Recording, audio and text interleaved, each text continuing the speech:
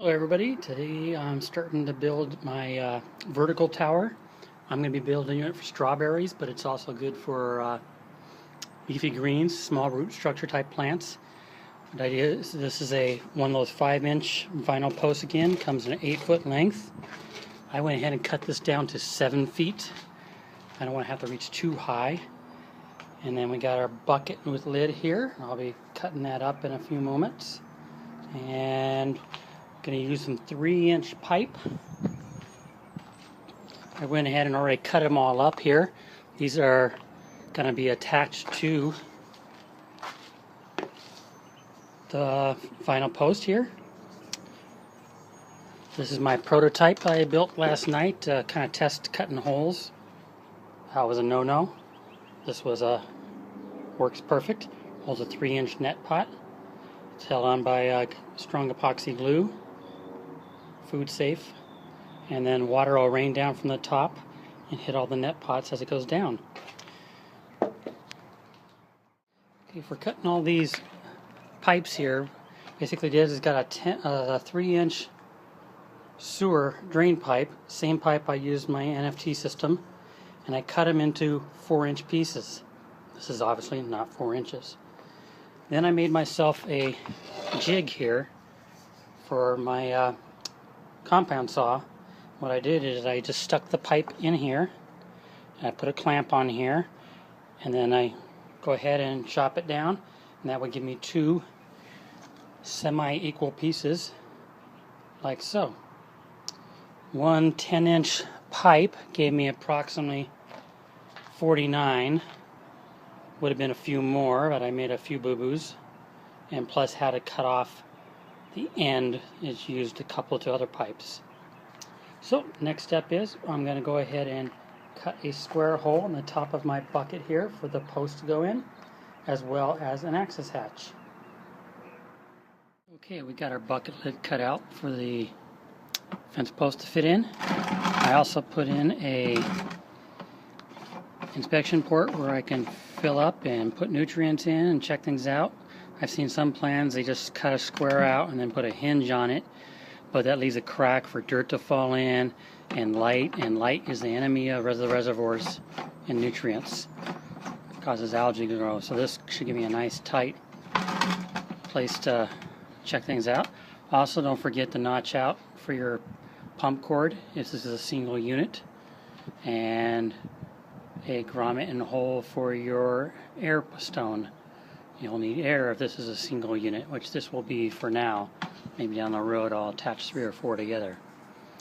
Next step will be putting the holes into the side of the vinyl post. See, I had my kitty again. There's Mango.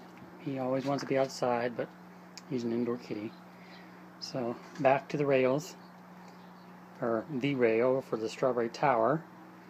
You'll see here that I laid out with pencil. I took my little standoffs and drew the pencils and laid it out.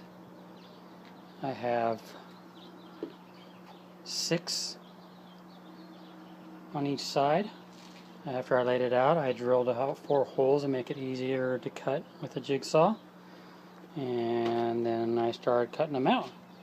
Got one side here. I'm working on the second side, and I'm not going to sit here and make you watch me cut all 24 holes, so I'll get back to you when I'm done.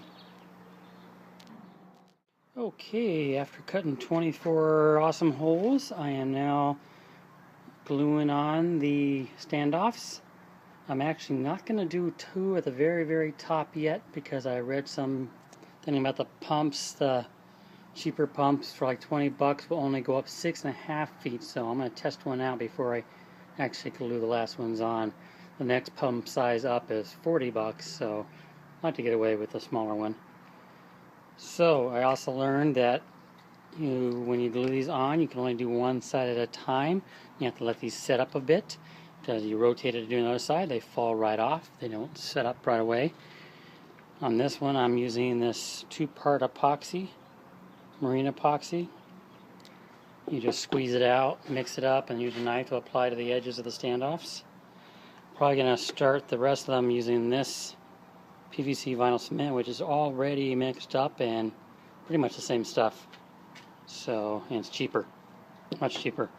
I also cut out a notch here at the bottom. Worst case, I'll be able to at least feed the tube out to the pump and return water to fulfill out into the bucket. Where'd I go? There we go.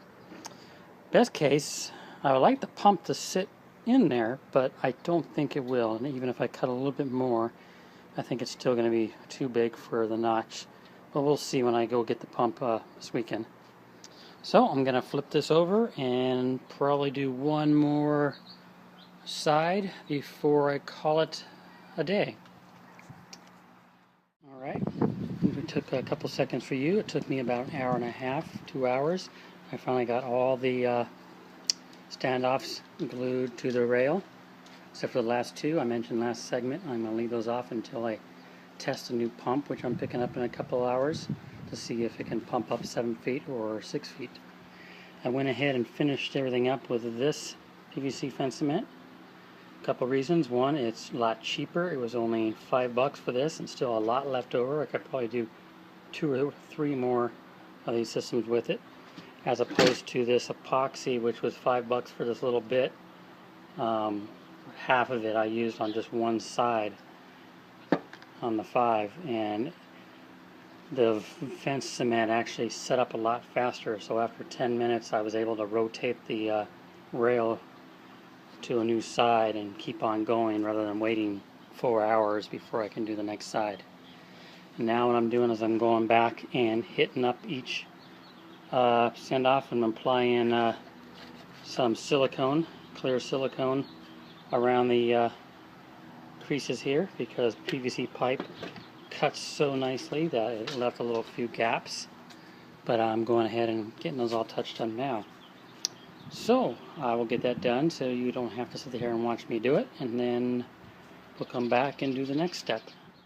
Alright, back again, and back from the hydroponics store where I got my new pump.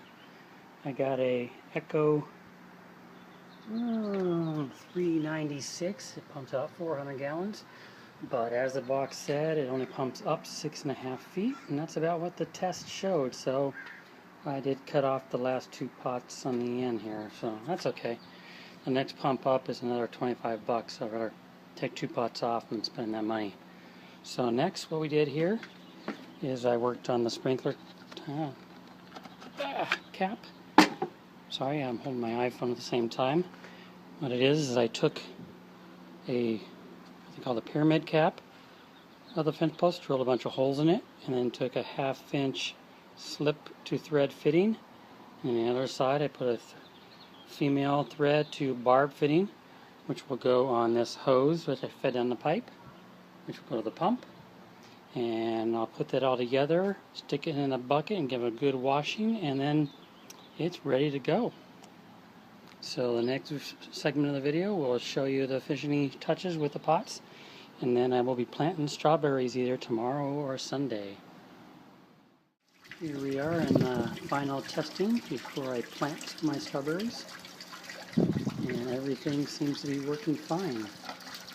I did have to cut 2 more pots off the top, get it down to a nice 6-foot level. But it's wet because I hosed it down to wash the plastic off. See, you can see in there, there's plenty of water sprinkling down on each net pot. I'll dry it off and really check for leaks around each standoff, which should be okay. And here's the top. Water bubbling out and sprinkling down the holes. So this will now hold 20 plants in a 1 square foot area. And we gotta put our top on. Keep the nutrients, sorry, holding my iPhone again, nutrient safe.